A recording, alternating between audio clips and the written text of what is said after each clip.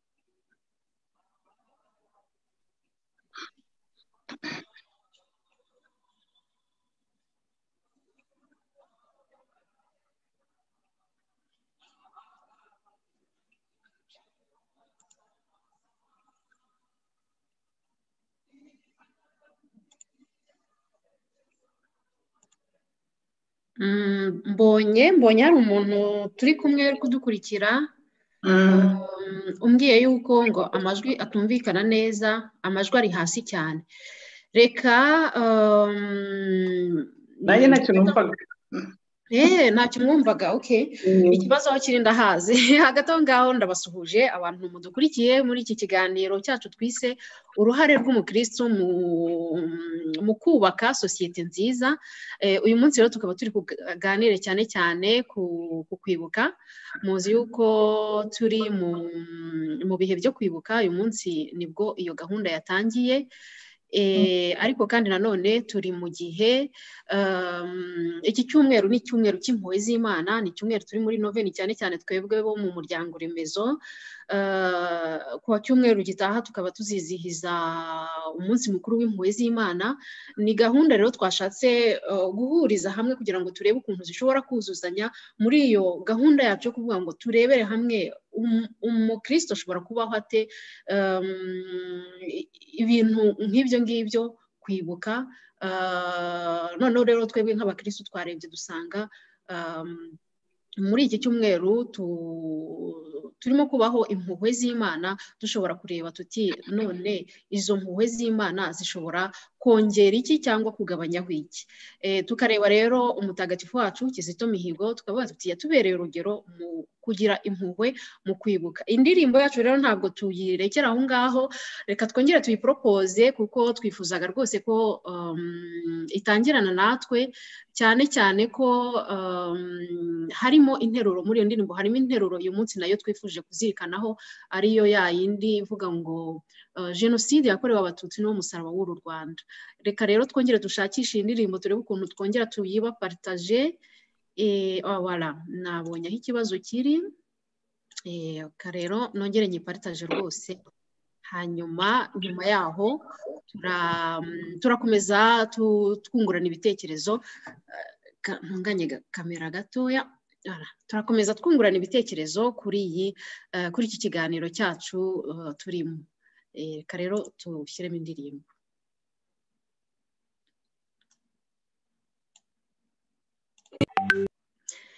Kristo Yezu akuzwe. Murakaze neza rero bavandimwe bashyitsi, mwaje kuganira natwe uyu munsi kugira ngo tungurane ibitekerezo, dufatane mu mugongo, dore ko turi mu bihe bikomeye, kugira ngo tubane neza, tubaneho kuri uyu munsi twibuka abacu baguye muri kiriya cyago cyagwiririye u Rwanda, nk'uko umutagatifu wacu amaze kubituririmbira. Abaje kudukurikira rero no kudushyigikira muri iki kiganiro cyacu twatangiye uyu munsi, uruhare rw'umukristu mu kubaka sosiyete nziza, namwe tubahaye ikaze kandi turabashimiye yuko mwitabiriye kuza kubana natwe muri iki kiganiro. Uyu munsi rero dufite abashyitsi, nk'uko ndumva nari nabivuzeho ko ntari kuba ndi jyenyine uyu munsi. Reka mpe ikaze abaje kwifatanya natwe kutuganiriza muri iki kiganiro cyacu, noneho buri wese afata iminota mikeya yo kubibwira no kubaramutsa. Reka duhere kuri Emmanuel. Emmanuel, ibwire abadukurikiye. Murakoze kandi mwarakoze cyane kuntumira muri iki kiganiro. Nitwa Emmanuel Hakizimana, nkaba ntuye Varsovia mu gihugu cya Polonye. Nkaba nubatse, mfite abana 4, ariko nkaba mfite n'undi mwana ndera wa 5. Nkaba kandi naratangije umuryango, mvuga ko ari umuryango ku rwego rw'isi, Hakizimana. Akaba ari umuryango nifuza kunyuzamo ibitekerezo byanjye, cyane cyane ibitekerezo byo kubaka amahoro, guharanira amahoro haba mu gihugu cyacu cy'u Rwanda ndetse no ku isi yose. Murakoze, nkaba numva uko nabibwira. Murakoze cyane Emmanuel, n'uwundi mu Kizito mu by'ukuri ati nakoze umuryango, tuzi ko Kizito nawe yari afite umuryango, ndashaka gupromotinga amahoro, kubanisha neza cyane cyane abanyarwanda. Ni nayo mpamvu mu by'ukuri uyu munsi twamutumiye, twagira ngo rwose abane natwe muri ubwo buryo, nk'umuntu wabyiyemeje, wiyangaje muri iyo gahunda ikomeye gutyo, kandi nanone afite ubuhamya ku mpuhwe z'Imana buriya ari buze no kutuvungurira kuri ubwo buhamya. Reka mpe ikaze na mama Agnes, nawe turamutse. Urakoze Ivona kuba wantumiye muri iki kiganiro. Nkaba njyewe nsanzwe ndi umukizito hashize iminsi kuva kera, ariko kuva umutagatifu wacu Kizito yatuvamo numvise mfite umuhamagaro, kuko ibintu yigishaga, ibyo yaririmbaga, ni ibintu indirimbo ze zimfasha mu gusenga, nkumva ko zinjyana mu nzira nakumva gutera intambwe mu za Kizito kugira ngo nshobore kuzaronka ubuzima buhora nk'uko nemera ko yaburonse. Ndi umumami rero, ndi umumama, ndi umumami, mfite abana 7, mfite abuzukuru 8, nkaba mba hano mu Bufaransa. Ubwo rero biranshimishije rwose kuza kwibuka, kuko nanjye ndi umwe mu barokotse jenoside. Ubwo rero nk'uyu munsi rwose ndabyibuka cyane, by'umwihariko nifatanyije n'abandi bose bayirokotse kuri uyu munsi ukomeye cyane, twaguriwe n'amahano akomeye, tukabura abacu benshi cyane, natwe twagira Imana tukarokoka. Mami Agnès rero urakoze cyane kandi natwe twishimiye kubana namwe.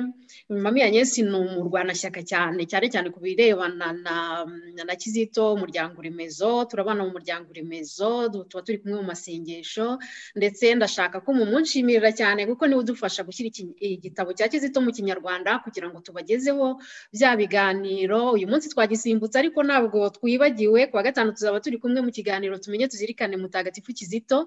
Mami Agnès rero aduhamo umuganda ukomeye cyane. Turagushimiye cyane Mami Agnès. Uyu munsi rero twari dufite n'ubundi mutumirwa, Mama Christine, nawe we ni umusangwa kubera yuko cya kiganiro cyacu tumenye tuzirikane nawe agitangamo umuganda ukomeye cyane, ariko yagize ikibazo, niba ari ikibazo cya connection, niba ari telefone yari gukoresha yagize ikibazo ntabwo mbizi. Nibiramuka bikemutse ari buze kugaruka nawe dukomezanye mu kiganiro. Uko rero twari twateguye gahunda, twumvaga nyuma yo kuramukanya turi gufata umunota wo kuzirikana abacu bitabye Imana uyu munsi twibuka. Ubwo rero ndabasaba ko twafata uwo munota.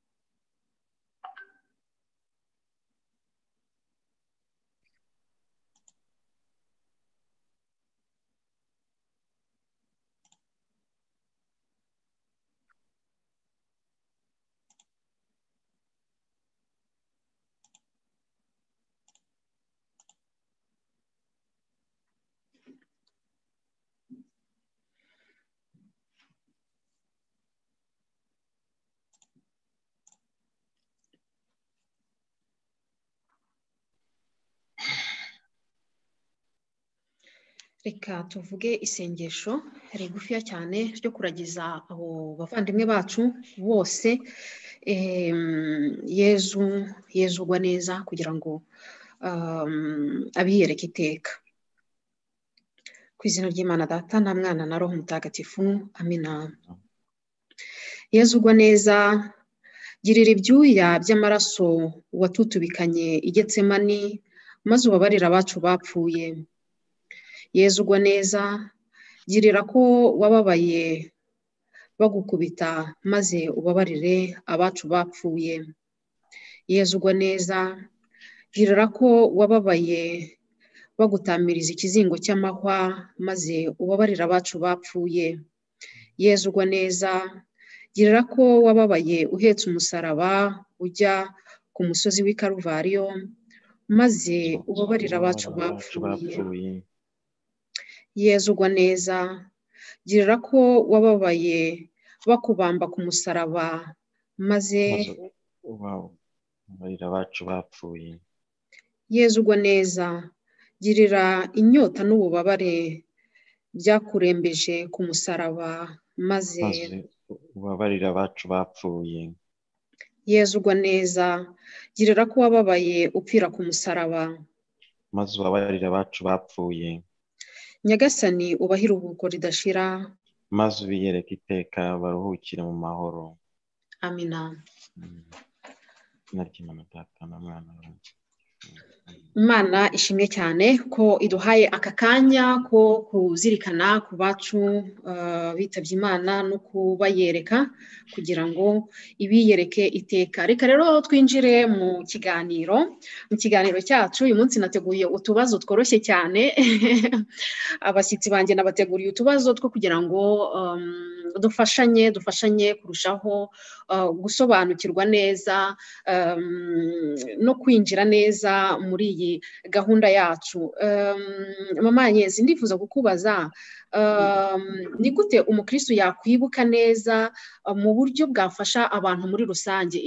Ikiganiro cyacu twakise nta nubwo ari icya mbere, ahubwo twumva bizakomeza ngo uruhare rw'umukristo mu kubaka sosiyete nziza. Uyu munsi rero turi mu kwibuka, nkaba nagira ngo udufashe kureba ukuntu umukristo yakwibuka ate, akibuka neza, akibuka mu buryo bufasha abantu, abo bagenzi be muri rusange, nk'umukristo nyine.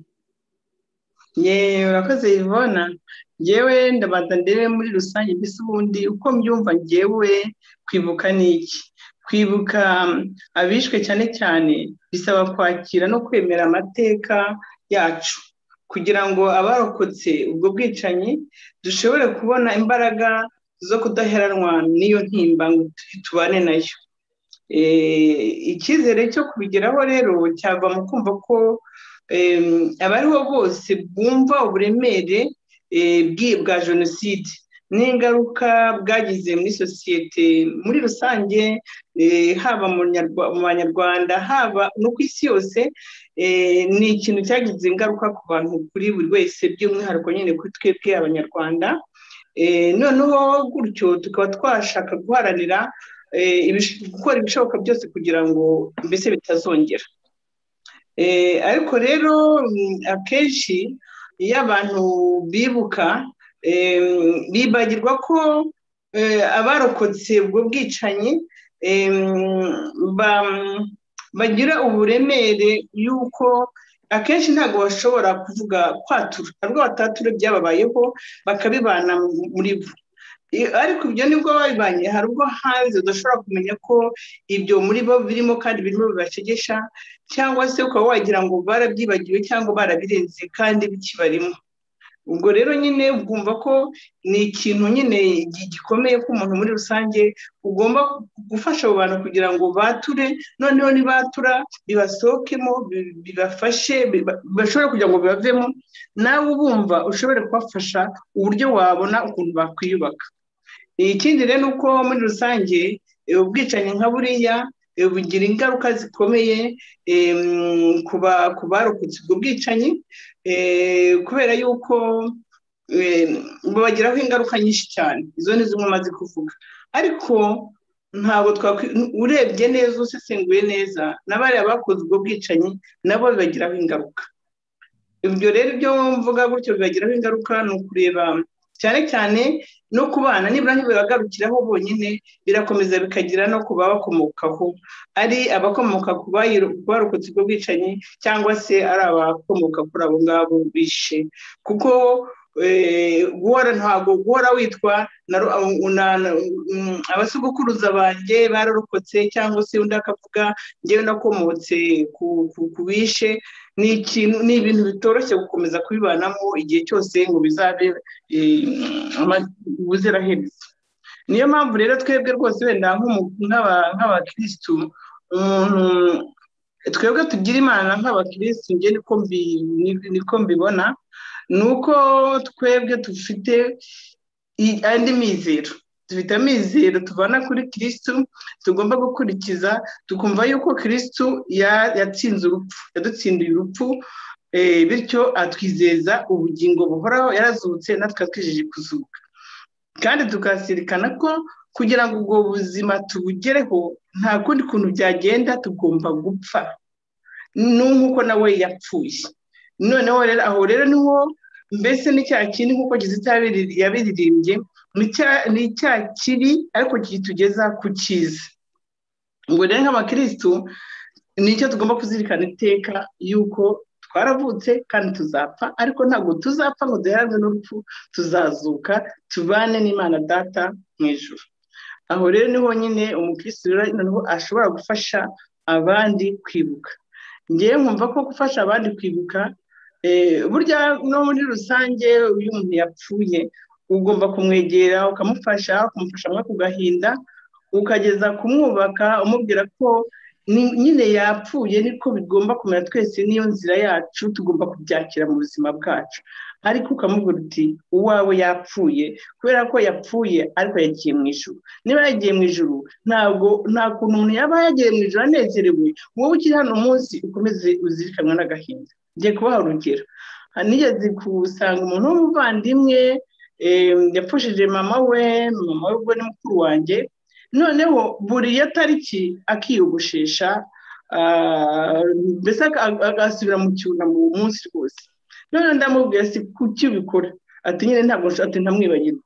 Njye namubwira none se uremera umukristo, uremera? Ati ndemera. None se niba wemera ntabwo ubona ko njyewe nemera ni mukuru wanjye, njye nemera ko yagiye mu ijuru, kuko burya no ku munota wa nyuma niyo yaba afite ibyaha bimeze gute, ku munota wa nyuma ntawe muri cya gihe roho yo imuvamo akagenda, umwuka ugahagarara, ntawe uzi ikiba hagati ye n'Imana. Icyo gihe rero bibaye gutyo wumva yuko njye ntekereza kuri njyewe nk'umuntu wizera koko, nizera ko icyo gihe Imana imujyana asaba imbabazi ikamwakira. Niyo mpamvu rero njye ntagomba guhera mu rupfu. nyemerera nkubaze utubazo mumanye kugira ngo twe kuguharira ijambo wenyine, ariko rero muri byinshi bavuze hari ahantu bageraga rwose nkumva nakubaza utubazo, mbabare ugihanganire ko nkuciye mu ijambo. Nk'aho ngaho wari ugeze, nubwo na mbere hari utundi tubazo nashaka kubaza, ariko aho ngaho rwose simbashije kwihangana. Nk'aho ngaho wari ugeze uravuze uti ngewe nemera ko buriya nk'umukristu ikintu nabwira abantu kugira ngo babashe kubaho iki gihe cyo kwibuka neza nuko tugomba kwemera ko buriya bagiye mu ijuru. Ariko mamanye, natwe b'abakristu ntabwo twemera ko abantu bose uko bapfuye bajya mu ijuru. Burase bose niko babona iyo kazi yo kwihana, Yezu agahita abafungurira amarembo. None se ko twaremeye kujya mu ijuru, Imana yabyivugiye, twabuzwa n'icyo kujya mu ijuru kandi Kristo yarapfuye akaturonkera impuhwe hariya ku musaraba. None se hariya kuri igihe iyo umuntu apfuye uba umuri iruhande n'uwakoze byaha byose bibi cyane, ntawe umenya twese. Ngewe icyo nabivuga, ibyo ngibyo biri hagati y'umuntu n'Imana. Ngewe kubera ko nizera ko Imana ari inyampuhwe ikaba nyir'imbabazi, abo ndabyemera. Ariko nanone nk'uko naronse inyigisho za Kiliziya Gatolika, hariho na purgatori, hakabaho n'umuriro w'iteka, icyo bita mu Gifaransa anseri. Ngewe rero icyo mbereyeho ni uko mu ikubitiro rya mbere ndavuga ndizera ko yagiye mu ijuru, ariko niba hagati aho ngaho atarashoboye kuba yasaba imbabazi, akaba atarasabye neza, hari ukuntu byagenze, ashobora kuba ari muri purgatori. Erega hari n'abatabyemera. Hari n'abatabyemera, niyo yaba ageze aho ngaho rwose avuga ati birarangiye, akaba wenda atemera ko Imana ibaho. Mbese abo rero batemera kwiba, ngenda navugaga kuba ari bw'abakristu, mfasha undi mukristu. Noneho ariko babandi batemera, bo igihe ngomba kubafasha ni ukubafasha kumera kwakira urupfu, kuko urupfu ni ikintu kibaho tugomba guhitamo. Ariko nanone kuri bo icyo nababwira, icyo mbwira abo ngabo ni ukubabwira ko atagomba guhera mu gahinda, agafata yuko wenda tuvuge umuntu niba yapfuye uyu munsi, guhera uyu munsi yapfuye, wowe ubuzima bwe bwahagaze, ubwawe bugomba gukomeza. Wabukomezanya gute nawe? Wabikomezanya na wa wundi uzirikana ibyiza yakoze, ukajya uhora aribyo uzirikana. Twakundaga gusetsa, twakundaga guseka, twakundaga kubyina, twahoraga gutaramana nawe. Noneho akaba aribyo urangaze imbere, akaba ibyo ushyira imbere, bikagufasha kuva muri ka gahinda kugira ngo kaguherane, kandi wowe ugifite ubuzima ugomba gukomeza ugatera intambwe ukagenda. Reka duhe ijambo na Emmanuel nawe adufashe. Hari ikintu wakomojeho tugitangira, uravuga uti nk'ikintu nabwira abantu kugira ngo babashe kwibuka neza nk'umuntu w'umukristo cyangwa se nk'abakristo mu Rwanda, buriya ngo turenze 80% b'abakristo. Rero wari ufite rezo nubwo naguprovotse, hari n'abatabyemera, ariko niyo 20% nubwo harimo sorry abisilamu nabo bafite ukwemera kwabo kandi bemera ijuru, hari n'abandi bafite ukundi bemera. Ibyo byose uko Imana igena ntabwo twebwe tubizi, wa mugani wawe mama Anyezi. Hari ikintu ariko wakomojeho tugitangira, numva nshatse kuguhagarika kugira ngo nkubaze ariko reka nkibaze Emmanuel, wabuze uti kugira ngo abantu babashe kwibuka neza, babashe kwakira urwo rupfu, babashe kwakira uko kuba hari abacu batuvuyemo, tugomba kugira umwanya wo kwatura, tukavuga ibiturimo, tukabishyira hanze, tukabiparitaje, tukabisangira. Noneho rero usa n'uvuze uti ariko rero buriya twebwe ntabwo tubikora, cyangwa se hari abantu batabikora. Manwe, nawe niko ubibona, ubona byagenda gute? Njyewe ngarutse yenda kuri kiriya kintu mwabanje kuvuga ngo bagiye mu ijuru, ntibagiye mu ijuru. Ndashaka mu kwibuka nyine tubona ko nk'aho twagiye dusura tuvuye nk'inzibutso mu Rwanda, hari aho ugenda usanga nyine hari amashusho y'amashapura abantu bari bafite, ukabona mbese hari amashusho, hari za Bibiliya bari bafite. Ni ukuvuga ngo mu by'ukuri ukuntu abantu bapfuye barabibonaga nyine ko ari ibyago byaje, bafashe umwanya wo gusenga, abenshi bafashe umwanya wo gusenga biragiza Imana. Hari naho bagiye n'abagiye bisabira abicanyi bati ni mu nyice birangire, aho kugira ngo mu nyice gutya ni mu ndase. Mbese ni ukuvuga ngo abantu bafashe umwanya rwose wo kwiragiza Imana. Ikindi kandi umuntu upfuye yiciwe ubusa, ubundi Imana nayo ifite ukuntu imugirira impuhwe. Ku byerekeye rero kuba abantu batabasha kubivuga, kuvuga ibyababayeho, birashoboka yenda kubera sosiyete yacu nyine abantu batinya kuvuga ibyababayeho, cyane cyane ko yenda abantu batizerana, yenda niko nabivuga, ugasanga umuntu aratinya kuvuga yenda ibyamubayeho kubera ko icyizere hagati yenda yacu abanyarwanda cyaragabanutse cyane.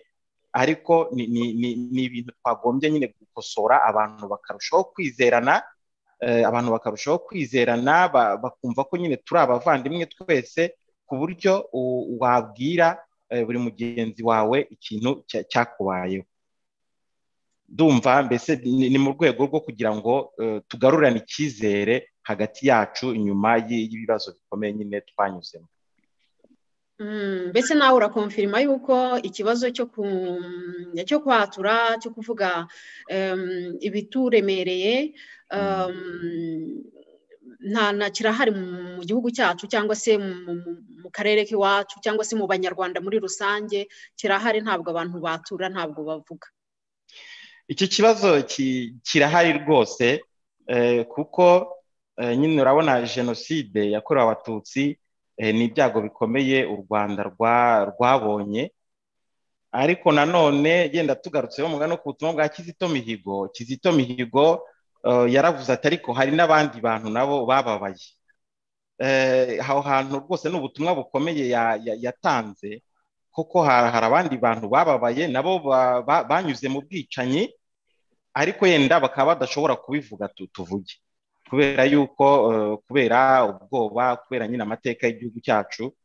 Yenda ndaza kubivuga yenda no mu bice biraza, ariko mu by'ukuri kuvuga twese ari uwazize jenoside yakorewe Abatutsi cyangwa se n'undi wanyuze mu bundi bwicanyi, twagombye kubivuga, ahubwo kugira ngo twese tugane Imana, tuvuge ko urwo rukundo rw'Imana no kwizo mbabazi.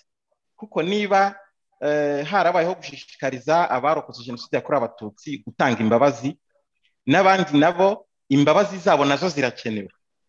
Izo mbabazi zose zirakenewe kugira ngo amahoro nyakuri aboneke. Njye nko mu byo nemera nuko mbona ko inzira y'amahoro ari uko umuntu wese, umunyarwanda wese wanyuze mu bibazo bikomeye, wanyuze mu bwicanyi ndengakamere wese ahamagariwe gutanga imbabazi, kugira ngo ikintu cyo kwihorera, ikintu cy'umujinya, cy'ubugome kirangire, noneho abantu bose duhure nk'abantu baharanira amahoro. Ndumva ari cyo navuga. Urakoze cyane. Mama Anyesi yazamuye akaganza, sinzi niba hari ikintu ashaka kongeraho mbere yuko tujya ku kindi kibazo. nzamuye akaganza kubera ko hari ikintu nshaka kunganiraho Manuel wenda gisa no kuba namukosoro gatoya kugira ngo batatwumva batabifata nabwo ngo bice ubusa. Ndagira ngo mbikosore, nta muntu ugomba nta kintu kibaho na kimwe umuntu agomba kwicirwa, nta kibaho. Umuntu agomba gupfa, akarwara agapfa, agisida yo nta kundi twabigeza nyine cyangwa se agakora agisida, ariko nta muntu ugomba kwica undi ku mpamvu izo arizo zose, nta n'imwe ibaho agomba kugira.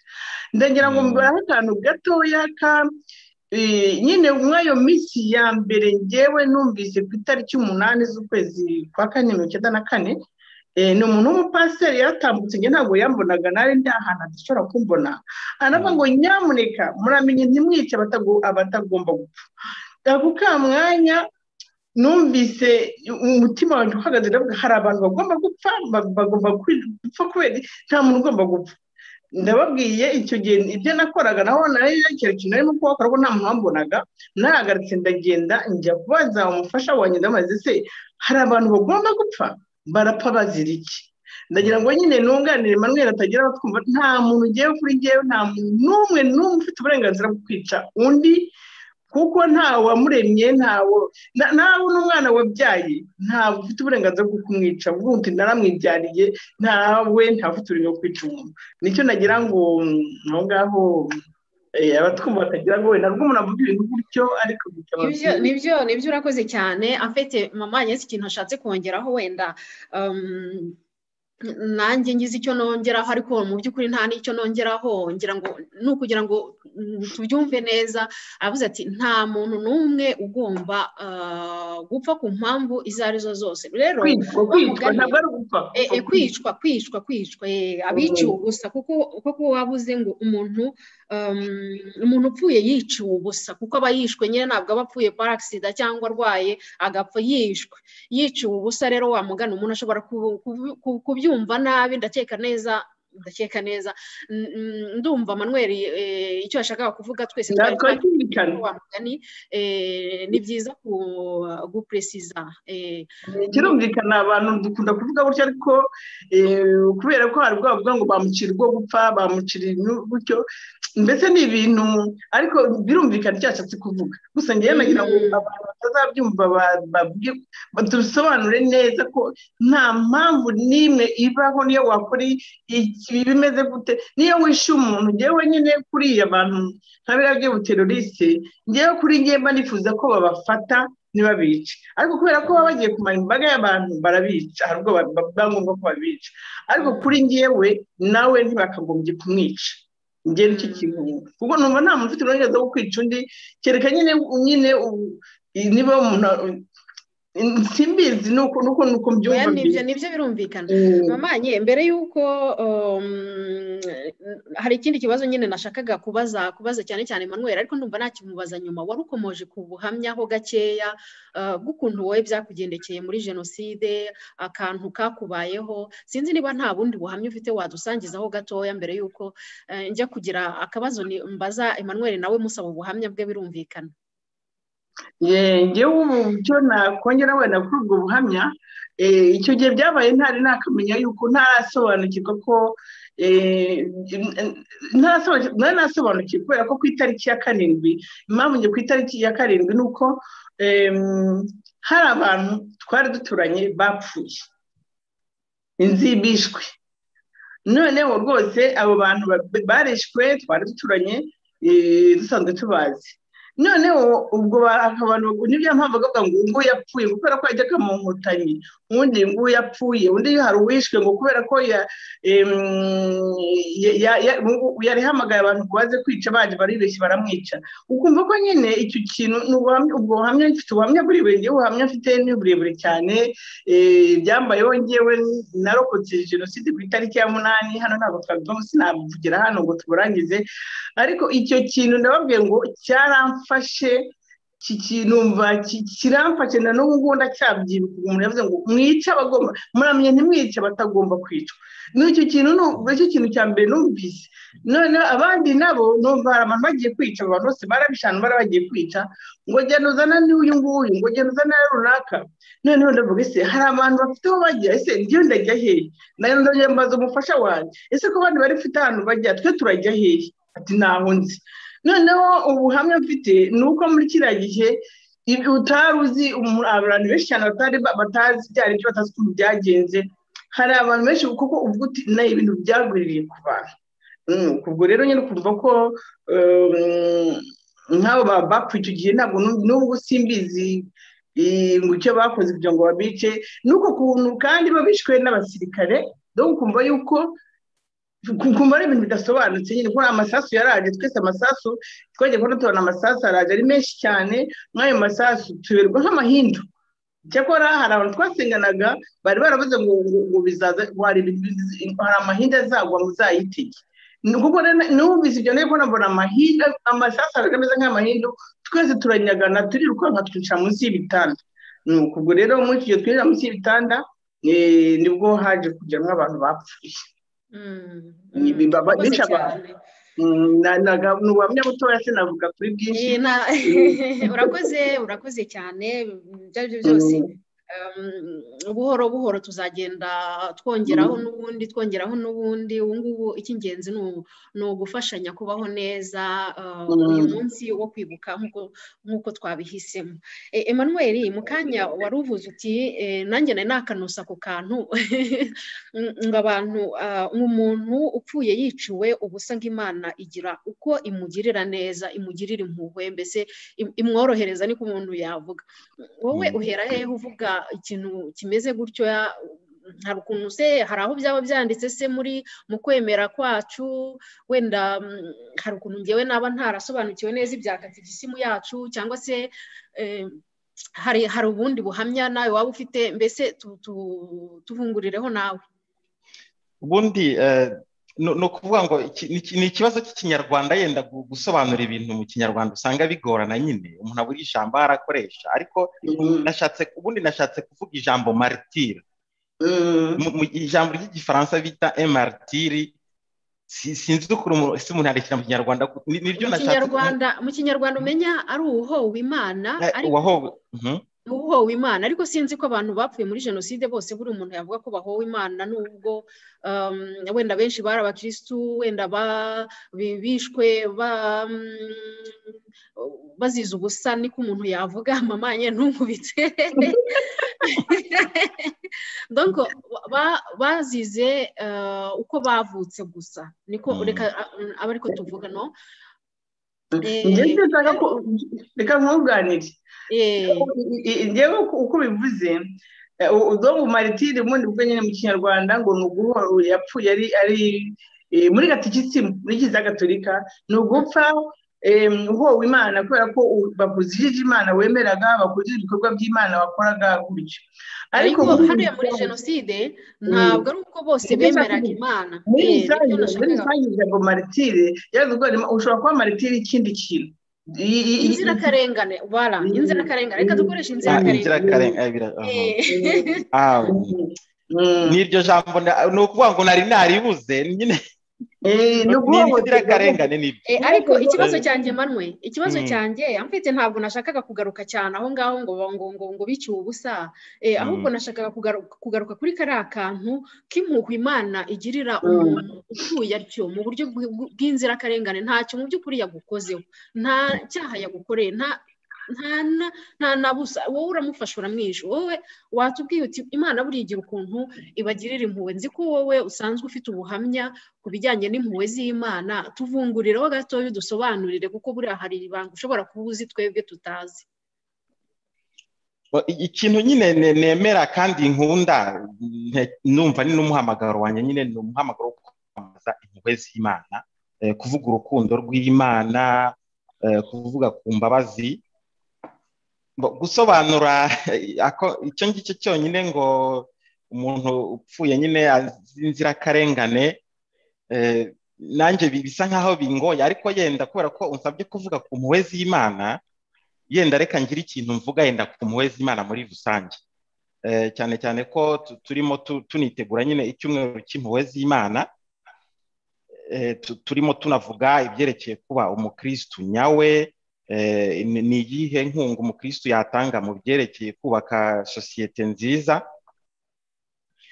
Ubundi impuhwe z'Imana ziduhamagarira nyine kuvugurura imitima yacu, kuvugurura ibyerekeye isano dufitanye n'Imana, kubera yuko impuhwe z'Imana twazibonye nyine muri Pasika, uko Imana yadupfiriye, uko muri Yesu Kristu. Noneho haje kuza ubutumwa bwa Mutagatifu Mama Faustina. Ngira ngo no kuri ziriya za afishe wakoze hariho Kizito Mihigo na Mutagatifu Mama Faustina, turi muri noveni nyine. Rero mpereye no ku gisobanuro impuhwe ubundi ni zituruka mu mutima, ni amarangamutima umuntu agira, noneho yabona akaga ka mugenzi we akababazwa n'ako kaga, akumva mbese hari ikintu ashatse gukora. Umugenzi wawe uwo ari we wese, waba umuzi waba utamuzi, noneho ukumva ubabajwe n'akaga ka mugenzi wawe.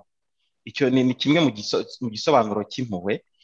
Ikindi gisobanuro cy'impuhwe byose ni amagambo dusanga muri Bibiliya.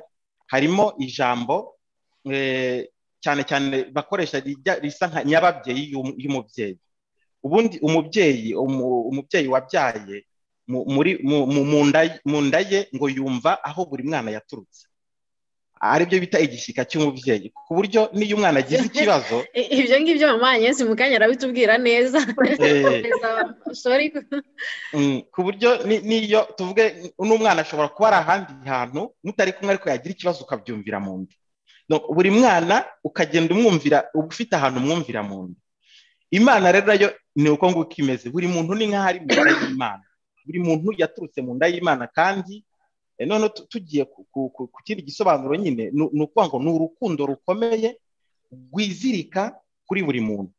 Kwa kundi Imana ikumva mu nda yayo, ikwizirikaho byanze bikunze, waba ubabaye, waba uri mu kaga gakomeye, waba uri mu byishimo se, igihe cyose Imana agira gute ikwizirikaho. Ikindi gisobanuro cy'impuhwe nyine bavuga ni bakoresha ijambo pitiye, kijya gusa na cya kindi cya mbere navuze, ariko pitiye nyine kugirira umuntu impuhwe, kumugirira pitiye cyane cyane nyine iyo ababaye. Pitiye, mbese icyo bita pitiye kubishyira mu Kinyarwanda birangoye, ariko ni kwa kundi nyine uhangayikira umuntu ukumva mbese urababaye cyane kubera ikibazo kimwe afite.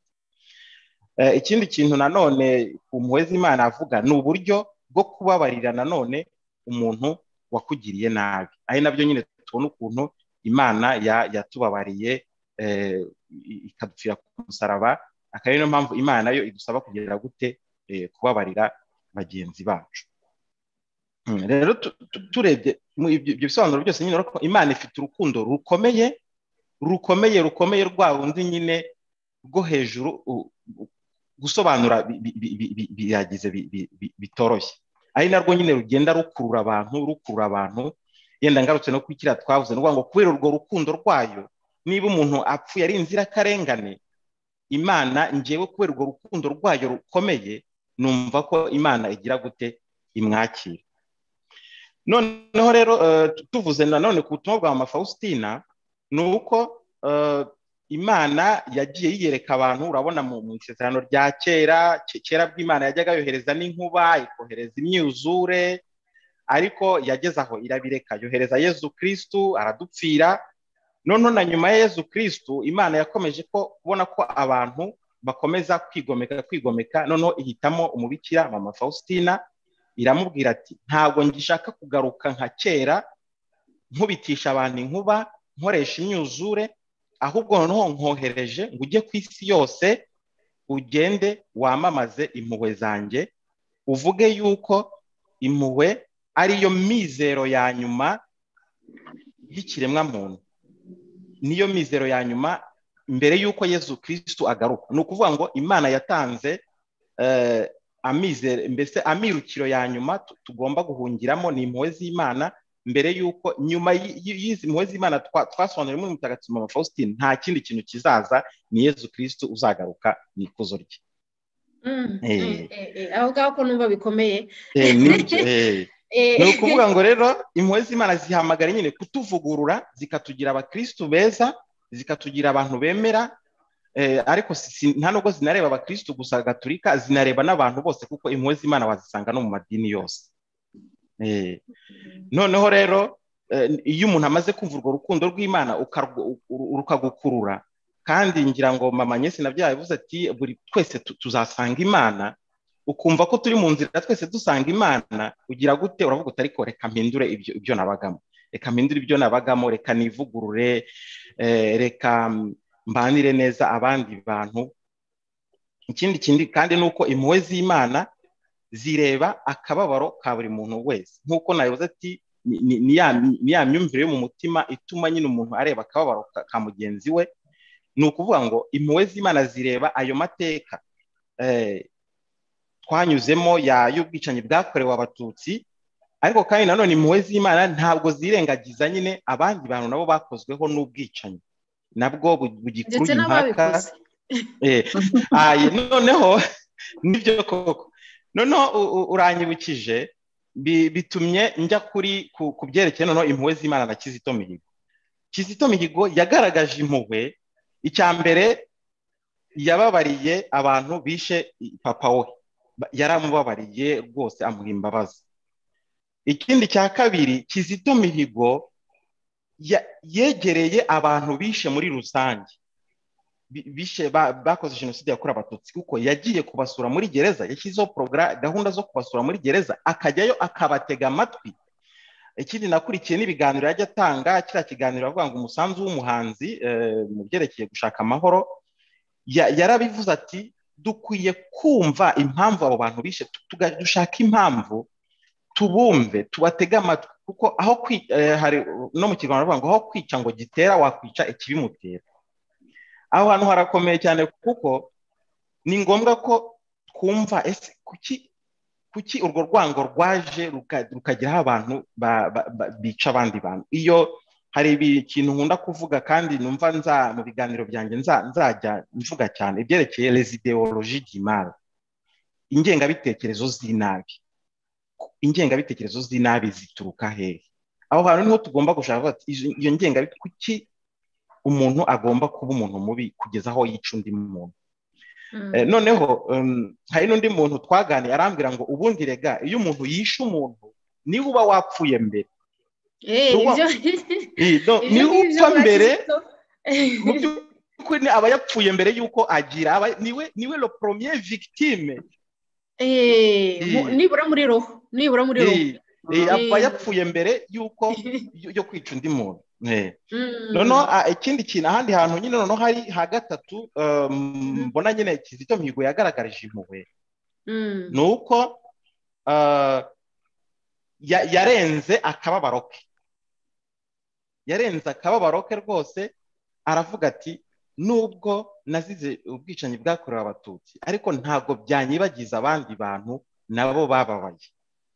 Aho hantu rwose ni nka some mbese yo kuvuga ati uyu muntu ni umunyampuhwe, kuko mu by'ukuri ibibazo tunyuramo, ibyo by'ubwicanyi tugenda tunyuramo, ayo mahano tugenda tunyuramo, yarakwiye kuduha amasomo ko atari ko se ibi bintu mvuyemo nkaba ngize amahirwe ndabikize, njyewe nkora iki kugira ngo ibyo bintu bitazongera kubaho, nkora iki kugira ngo umuryango ube mwiza.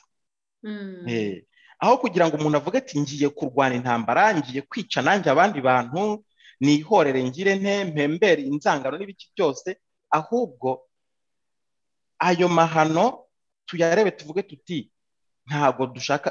Erega ni nayo sanse yo kwibuka, niyo mpamvu habaho kwibuka, kuko turibuka kugira ngo ibyabayeho bitazongera kubaho. Niyo mpamvu rero tubirebana impuhwe, twaba tuti twarababaye ariko dutanze imbabazi, ariko nanone reka twumve nyine n'abandi bantu nabo n'akababaro k'abandi. Reka Manuel, wihangane rwose nkwambura ijambo. ihangane gato nkuce mu ijambo wavuze byinshi cyane bikomeye nabyo numvaga nateraho comment ariko ndagaruka ku kantu gatoya wavuze kare kugira ngo mpe na mama Agnes ijambo hari akantu wavuze ndagakunda cyane kuko kanyibukije n'ubundi turi mu mpuhwe z'Imana usibye ko wavuze byinshi cyane Kizito donc bishushanya Kizito wacu winjiye mu nsanganyamatsiko uyu munsi twari twavuze ngo Kizito urugero rw'impuhwe mu kwibuka kuko twavuga tuti nk'abakristo buriya twanyura hehe kugira ngo kwibuka bigire ikintu bitumarira amanye nari navuze ngo ndakubaza utubwire neza ukuntu umubyeyi yumva aho umwana ari kuko byanyibukije uyu munsi niryo jambo ry'Imana ryaduherekeje muri noveni y'uyu munsi uyu munsi twaherekejwe n'ijambo ry'Imana rya rindi ry'umugani w'umwana w'ikirara unagenda kabuyera kera aho zagarukira ise agatega amaboko akishima bagakora mbese izo mpuhwe z'Imana zidukurikirana mutagatifu wacu nawe yaturirimba indirimbo ati aho kuguhomba yaguhombye mbese izo mpuhwe Imana buriya ngiba yumva ngo mu nda yayo ntabwo aka kantu ni gashyashya tugendaho twese mwembi yaba wowe yaba Emmanuel mukaba mutubwira ko izo mpuhwe nizo zidukiza mu by'ukuri kandi ni nayo mizero dushobora guheraho tuvuga tuti nyamara abacu bapfuye muri jenoside nibura umubare munini usibye wenda umuntu waba waranze kwakira izo mpuhwe kuko nabo barahari ariko umubare munini bashobora kuba barageze mu ijuru mamanye iyo experience kuko iyo umubyeyi wumva ugira ahantu yumvira wowe njyewe mfite umwe gusa ntabwo ndatangira kubyumva ubyumva uti ni ikintu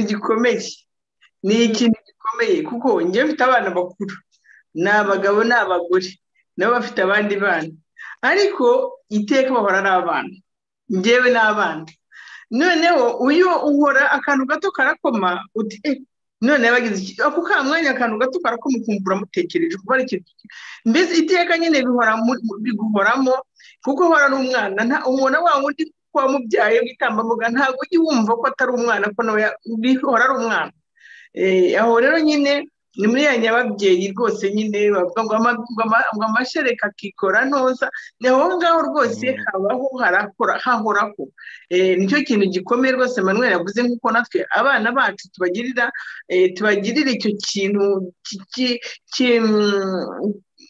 icyo kintu kiduharamo n'Imana niko biba bimeze nk'uko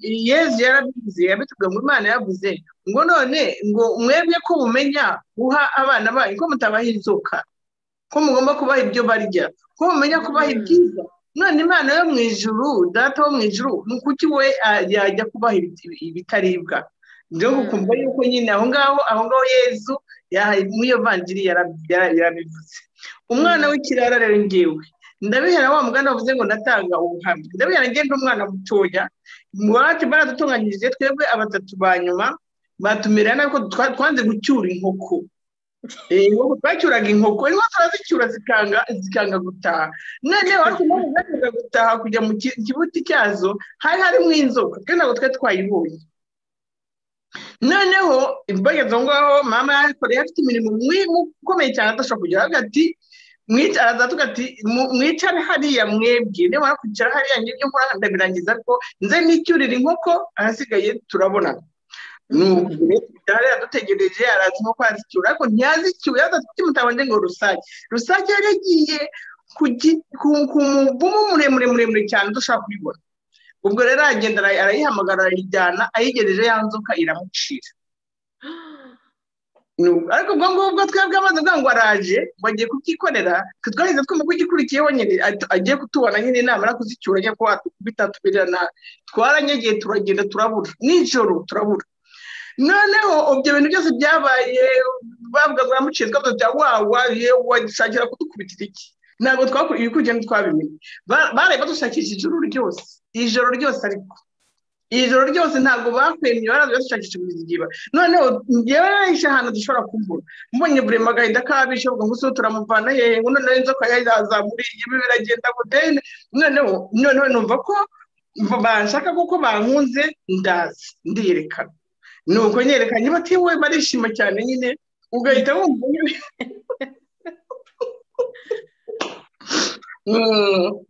hari ikindi kintu nshaka kongeraho ku byo Manuel yavuze ko nyine ko Imana ari inyampuhwe ariko hari ubwo abantu bashobora kutazavuga bati ese kuko Imana niba ari inyampuhwe ikaba ifite urwo rukundo mutubwira kuki yaretse bagapfa kuki itaje ngo bihagarike ikintu nshaka kongeraho ni uko Imana yaraturemye uduha guhitamo uburenganzira Imana ntabwo yari umunyagitugu yo yaduhaye kumenya guhitamo icyiza n'ikibi niba rero twebwe bwacu abantu duhisemo icyiza tukajya twimakaza Imana iri kumwe natwe rwose ariko rero niba duhisemo icyiza ikibi tukajya twimakaza tukagizamura tukayishyira mu bishorishori akaba aricyo dutereka hariya ubwo nyine iyo yaravuga uti nabahaye guhitamo ubwo nibyo muhisemo ngewe ndabihoreye ibikurikiraho byose ni mwe bireba ariko izi yuko muri ba bantu ibyo byose bireba harimo ba bandi bakeya bapfukiranywe na cya kibi nk'uko Kizito yavuze ati umwijima apfukiranye urumuri hari ubwo kakamuri kapfukiranywe ni ba bantu bakeya barimo bapfukiranye urumuri abo ngabo bazahora bazamuka kugira ngo bazamuke gatoya ivaneho umwijima icyo gihe rero ni mpamvu uvuga iti mpuza amaso nibyo mwahisemo mwabantu mwe nabagiriye neza bakora iki ntegereje ko mwagira ikintu ko mwakwisubiraho ntabwo rwose nyine ntabwo ariyo yica abantu ntabwo ariko itari ifite urukundo ariko igihe mwamaze kwimika ikibi twebwe twamaze kwimika ibintu no kwivanamo ubwo nyine iravuga iti nabahaye uburenganzira ubwo nibyo muhisemo urabona rero ko kiriya gihe bijya kuba nta rukundo rwari ruhari abantu barimo batukana ngewe ndabivuga ko nari umuntu mukuru cyane ngenda byuka kuko wari ushobora kuba ugenda mu muhanda wagera ahantu ukabona nta kintu umuhanda wari nyabagendwa nta kintu ugenda byuka twari turi mu modoka tugera ahantu ako kamwe tubona utsize abantu bavumbutse barahagarara hagati mu muhanda baraduhagarika bandi cyangwa abantu baguteye amabuye nta mpamvu ukumva ko icyo gihe abantu nta bumuntu bari bagifite ngende ibyo mvuga mbese biriya bintu byose iyo bijya kuba nk'uko Manuel yabivuze yuko umuntu aba yapfuye mbere ngewe mbona ko iyo ugeze aho ubona umuntu mugenzi wawe ugafata umuhoro ukamutema wowe utema nk'uko ugiye kubaga urumva ni uko uwo muntu waba wamugize inyamaswa nibyo yashaka kugira ngo uvugeho tugeze nko ku bumuntu ku kintu cy'umuntu uwo muntu wabonye ko ari inyamaswa noneho wowe muntu ubona ko uriya ari inyamaswa ubwo urumva ukiri umuntu cyangwa nawe wabaye inyamaswa umwanya urakoze cyane ako kantu utwunganiyeho mutumye nibuka n'ikindi kintu cy'urwo rukundo Imana idukunda igakomeza ikadukurikirana ntabwo iduforosa nk'uko wari ubivuze ntabwo idushyiramo amapingu ntabwo ihora itegereje nyine yuko twakira urwo rukundo rwayo yuko tugira gute mu kanya Emmanuel yavuze ati Imana kera yakubitaga inkuba igakubita inkuba neza nk'uko rimwe na rimwe njya mbyifuza nyuma yo gupfa kwa Kizito nabwiye Imana ikubita inkuba mu Rwanda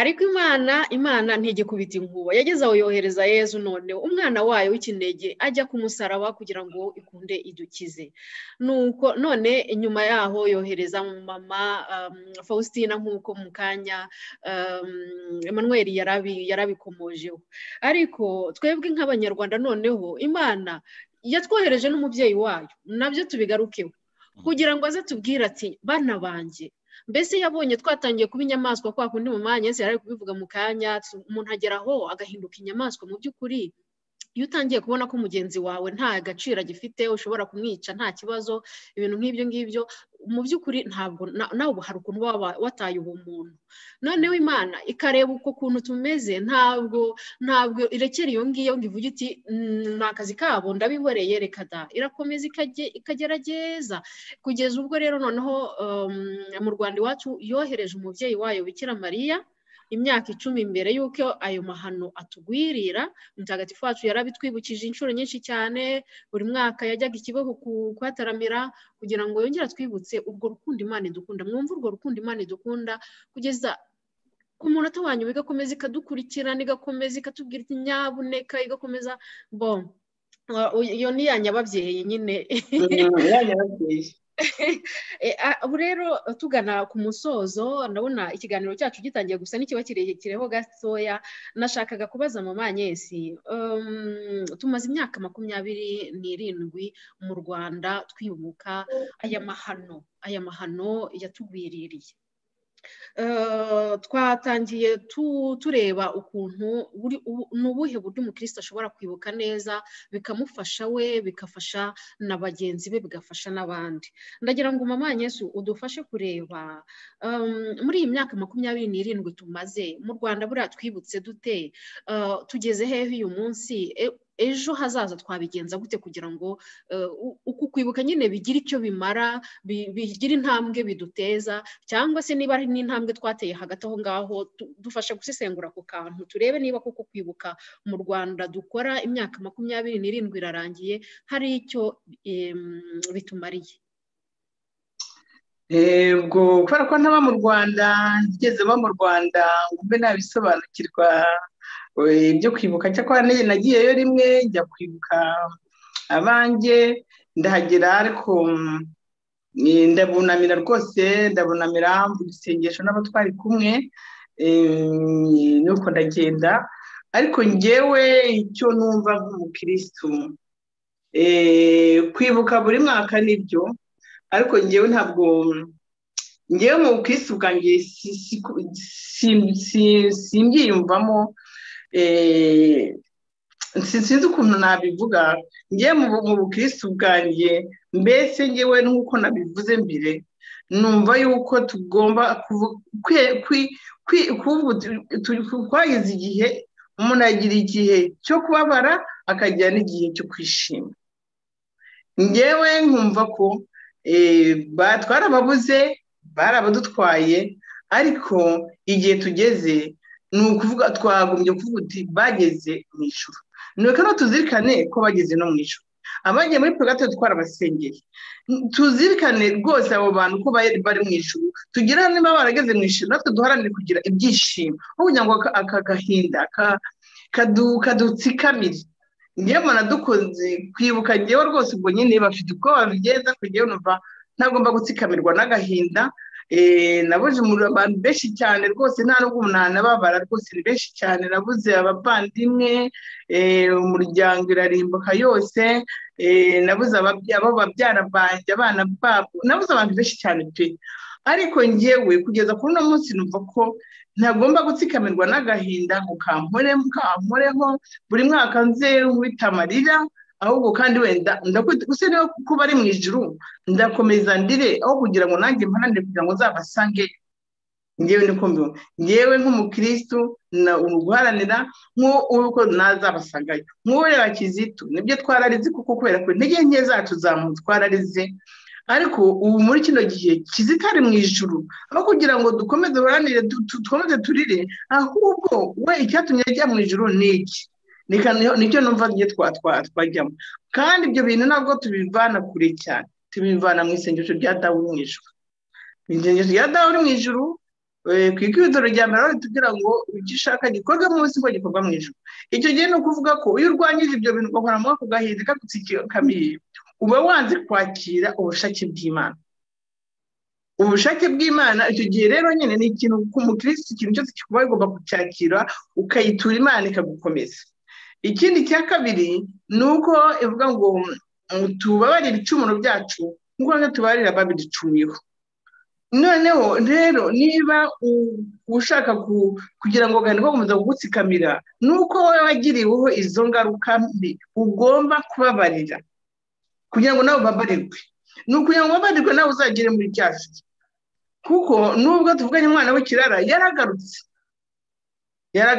arigarura. Ubwo rero noneho niho natwe tugomba kugira ngo nyine Imana tubabarire, nuko ni buri munsi kandi ni buri gihe kandi ni ikintu cyo guhoza kuko rya senga rya dawe mu ijuru ni igishengesho gikomeye cyane kuva mu ntangiriro yaryo kugeza mu mpera yaryo. ubwo rero njyewe sinzi niba ndasubije ikibazo cyawe. ngira ngo ni nayo mpamvu buriya kiliziya idushishikariza kurivuga buri munsi. Ni ku isengesho iryo ari ryose tuvuga usanga tubanza aho dawe uri mu ijuru. Buriya iryo banga ririmo nta kabuza. Manwe ni Yezu wari twigishije Ivona, ni Yezu wari twigishije nabyo ni Yezu wari twigishije. Kandi buriya Yezu yashyizemo ibikenewe byose ku buryo iyo urivuze nta na kimwe ubusize inyuma. njyewe nanze kuba imbata y'urupfu, ntabwo nshaka kuba imbata y'urupfu, ndashaka kuba kurangamira ijuru nk'uko yavuze. njyewe ndashaka kurangamira ijuru kubera ko niba ndi umukristo njyewe nizera nemeye ko abanjye bageze mu ijuru. kubera izo mpamvu nanjye ngomba kurirangamira kugira ngo uzabasangiye aho kugira ngo nkomeze mbe mu birumvikana ntabwo ari ibintu bihita biza aka kanya. Ni urugendo. Niyo mpamvu buri mwaka habaho kwibuka kugira ngo twibukiranye ibyo byose mu kare wahoze uvuga uti tukareba n'ibyiza bakoze cyane cyane kugira ngo nyine ako gahinda ke kuduherana, ahubwo turebe n'ibyo byiza, turebe n'iki. Birumvikana tunabasengera nyine kugira ngo abakiri inyuma bakiri muri nabo bazamuke bagereyo. Manwe tugana ku musozo, uru rubyiruko ungana na Kizito kandi uri gutera cyane neza rwose ikirenge muke kuko nawe wakoze fondasiyo nkawe. Fondasiyo yitwa Hakizimana World Foundation, Hakizimana World Foundation. Rero wakoze fondasiyo igamije kwamamaza izo mpuhwe z'Imana, kwigisha amahoro, kwigisha urukundo. Rwose uri gutera neza cyane ikirenge mu cya Kizito. Wowe nk'urubyiruko nyine wabwira iki urubyiruko rugenzi rwacu, reka tuvuge dutyo, n'abanyarwanda ariko muri rusange n'abamama yanyeze ntitubasiga inyuma, nabo tubabwire icyo tubabwira.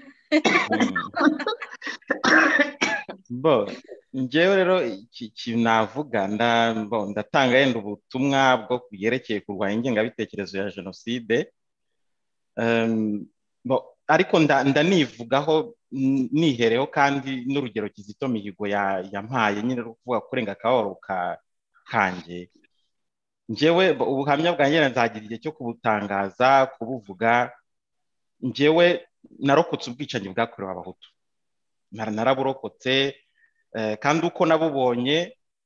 Kizito yaravuze ati n'abandi bakora ubwicanyi ariko butishoye jenoside. Ntekereza ko bwari uburyo bwo kugira ngo akomeze agende muri gahunda nyine za leta zo kubaha ibyo leta ivuga, ariko mu by'ukuri urebye ubwo bwicanyi uko bwari bumeze ntaho butandukaniye na jenoside, ntaho bitandukaniye. nkunganiye aho ngaho wenda mu ndirimbo igisobanuro cy'urupfu ntabwo yabivuze neza cyane.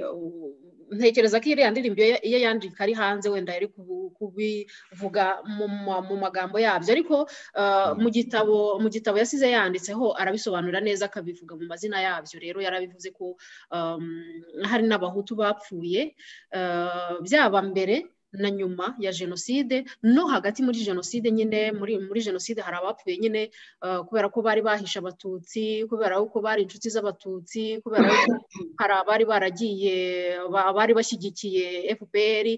Noneho hari n'abishwe mbere ya jenoside bazira ko ngo nyine bitwaga ibyitso, mbese ibintu nk'ibyo ngibyo. Noneho rero hari n'ubundi bwicanyi Kizito avuga neza, akabuvuga mu izina ryabwo, akavuga Abahutu noneho bishwe na FPR cyangwa se n'abasirikare ba FPR, nabo bazira gusa ko ari Abahutu. Ntekereza ko wenda ari icyo ngicyo ushaka kuvuga. Ibyo yarabivuze mu gitabo cye rwose, biri mu mazina yabyo.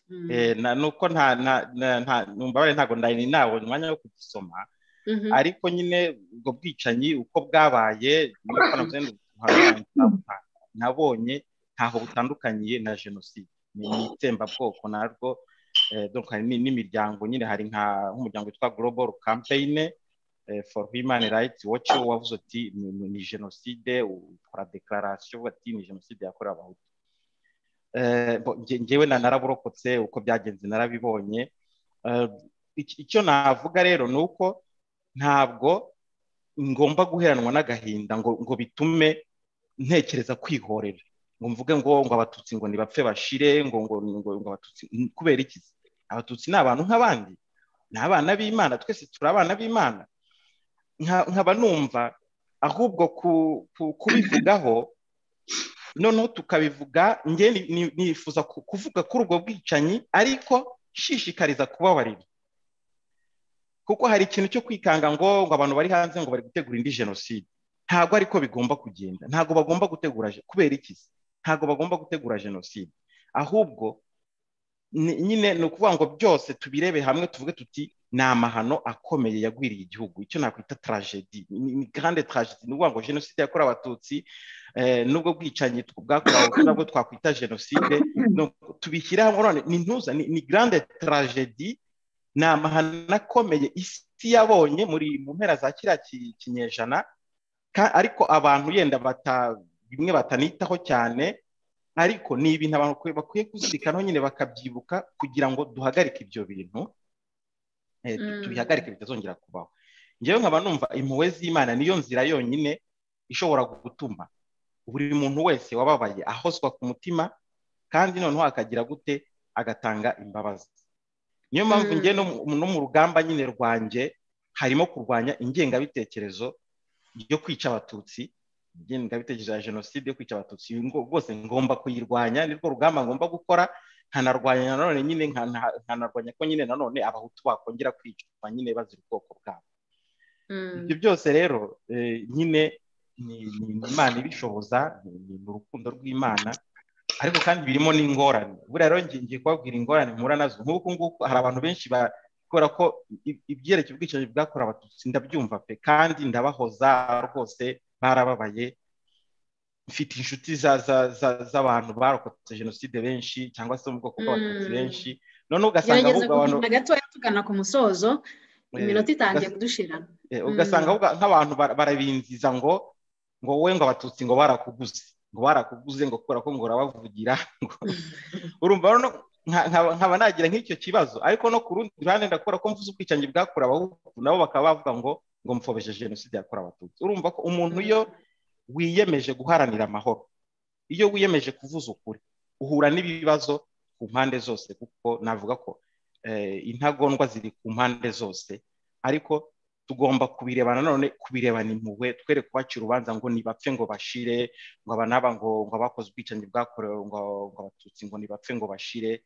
Tubasabire, ahubwo tubasabire, tubereke yuko iki nta kwihorera umuntu atekereza, no, ahubwo ayo mahano dushake impamvu, icyo nakwita impamvu y'iyo ideoloji y'ikibi yaba ihari, noneho ahubwo ari cyo duhagarika, tuvuge tuti urukundo hagati y'abantu nicyo kintu cya mbere, urukundo, imbabazi no kubana neza.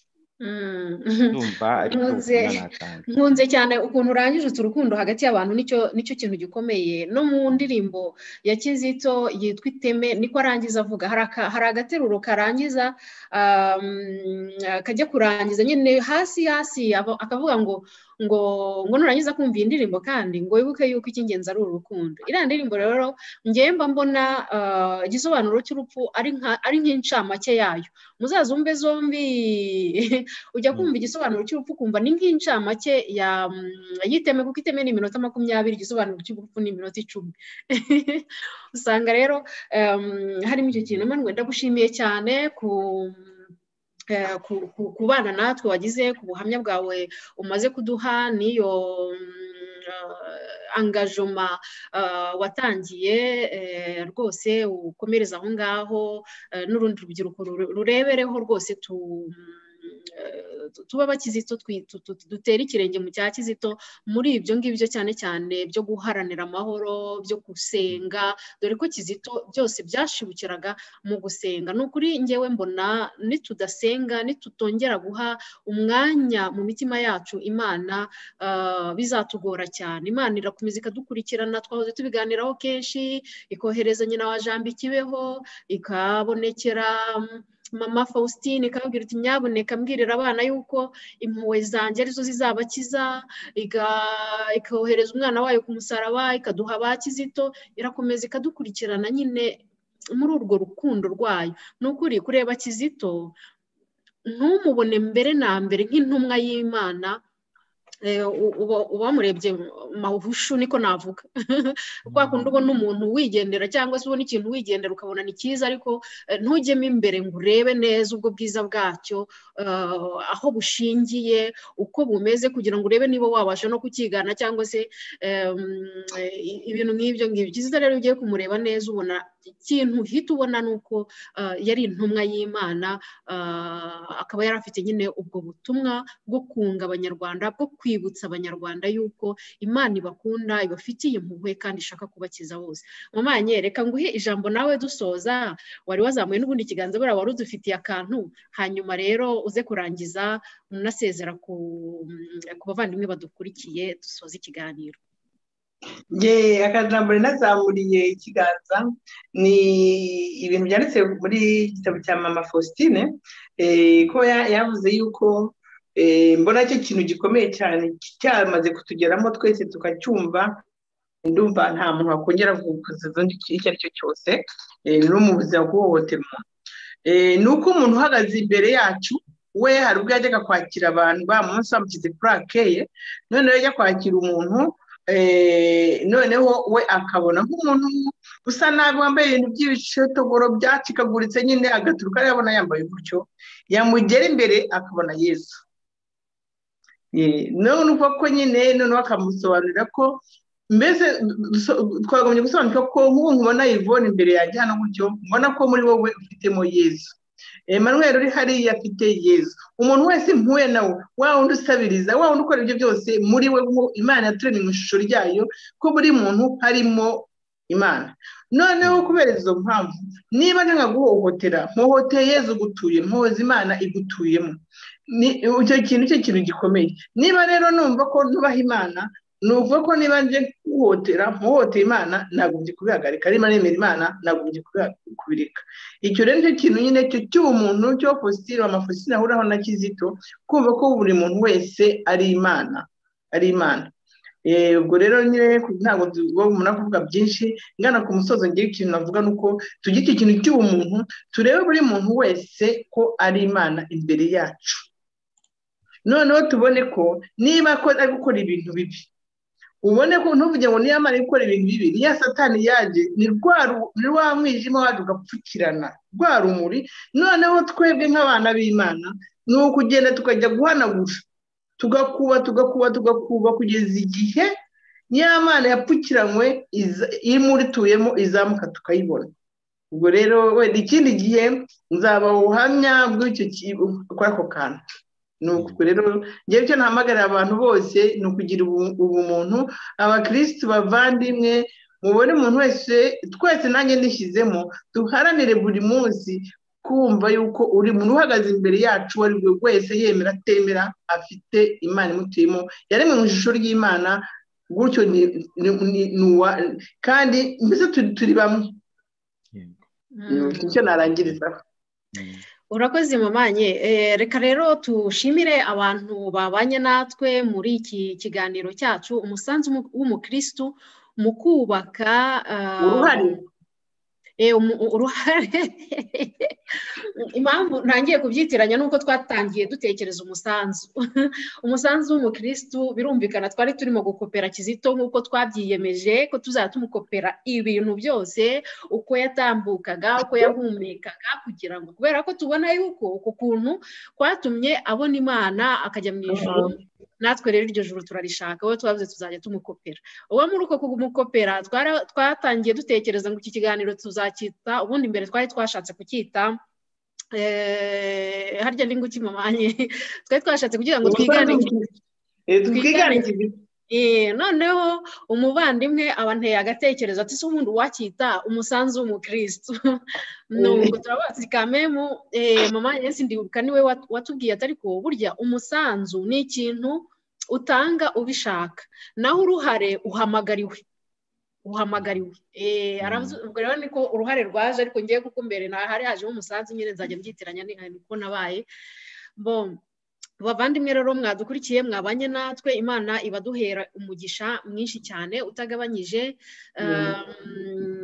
kandi tuzongera tugaruke uruhare rw'umukristo mu kubaka sosiyete nziza rwose ndumva tuzajya tuyiporopoza buri cyumweru kugira ngo dukomeze twungurane ibitekerezo ku buryo umukristo yabaho ate ahari twanze kubyita ngo uruhare rw'umukristo mu kubaka wenda igihugu mu kubaka iki kubera yuko tuzi yuko abakristo turagutse turi abakristo ushobora no gusanga hari abakristo batari abanyarwanda bumva ikinyarwanda badukurikira n'abanyarwanda ntitukiri mu Rwanda turi ahantu hose ariko aho turi hose duhamagariwe kugira uruhare mu byo tubamo mu bikorwa dukora tukagira uruhare tukabiparticipamo ndibuka yuko mu minsi ishize Papa Francois yigeze guhamagarira abakristo kwitabira politiki aravuga ati iyi politiki yacu itakimenya umuntu itagishyira umuntu hagati kugira ngo abe ari we yubakiraho ikibazo cyayo nuko nta bakristo bayirimo ariko politiki twayirekeye ibisambo niyo mpamvu ibisambo biragenda bakatuzanira ibya antikristo byo kutemera Imana ibyo gukuramo abana ibyo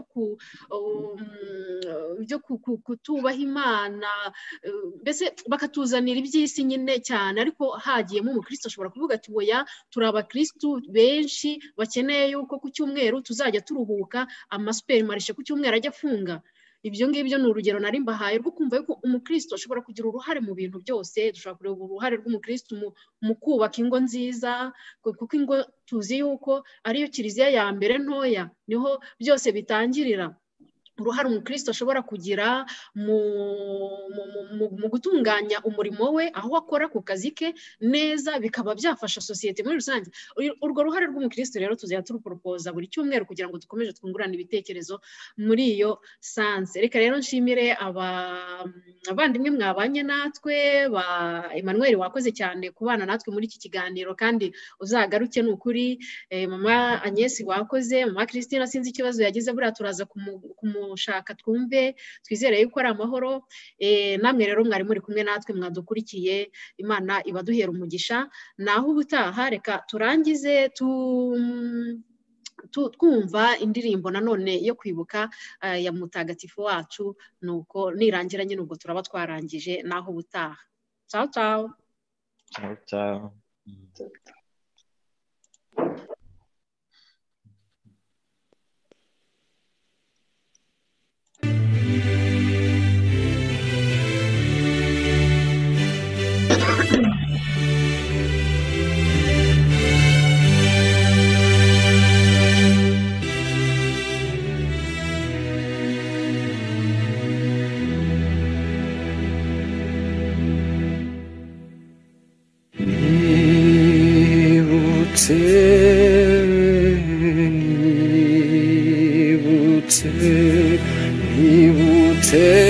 amahano y'urugomo rwagwiriye imbaga y'abavuka Rwanda nibutse ibikomere twatewe n'iy'isi nibutse ku munsi umwe nanjye nari umutesi maze ubundi ngahinduka imfubyi ibuka ko kamere muntu itagira imbabazi ibuka ko urukundo rutabaho niba abantu tutemeye Imana, niyo mvano niyo soko y'urukundo nyakuri, niyo mwungeri w'intama, niyo shingiro, niyo dukesha kuramuka no kuramba, niyo soko y'urukundo, niyo nzira n'ukuri, ishishikaza abayishaka, isanganira abayisanga, yanga ishema ry'abagira nabi, yanga kwigamba kwa sekibi, yumva bayitakira, nimuze natwe twibarize, mbese Mana nkubaze, warurihe cya gihe nababaye nzira ubusa, kandi ufite imbaraga, kandi uri umutabazi utarutwa, cya gihe warurihe Nyagasani, ngwino usubize imitima y'abana bawe bakwizera,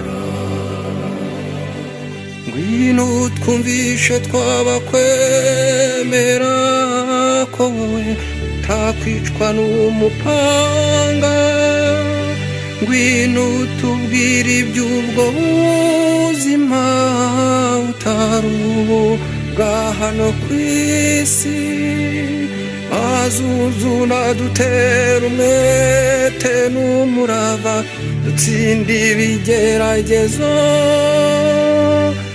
maze natwe tubashe kubabarira no kwihangana,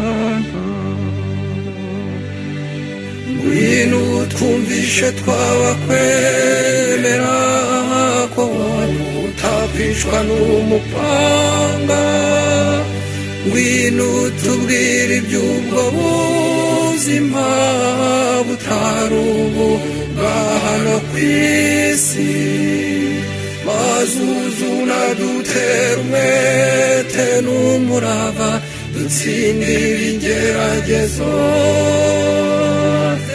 maze natwe tubashe kubabarira no kwihangana.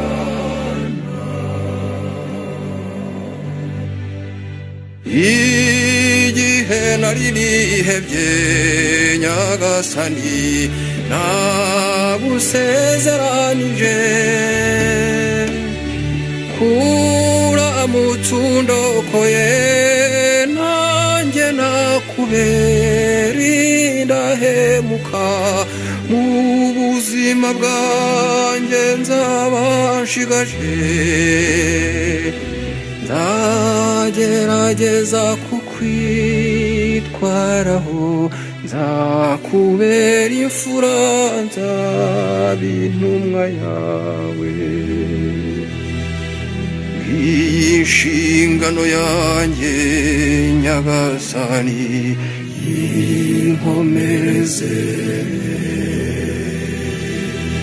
iteka ujya uhora uyinyibutsa, sinzica amasezerano,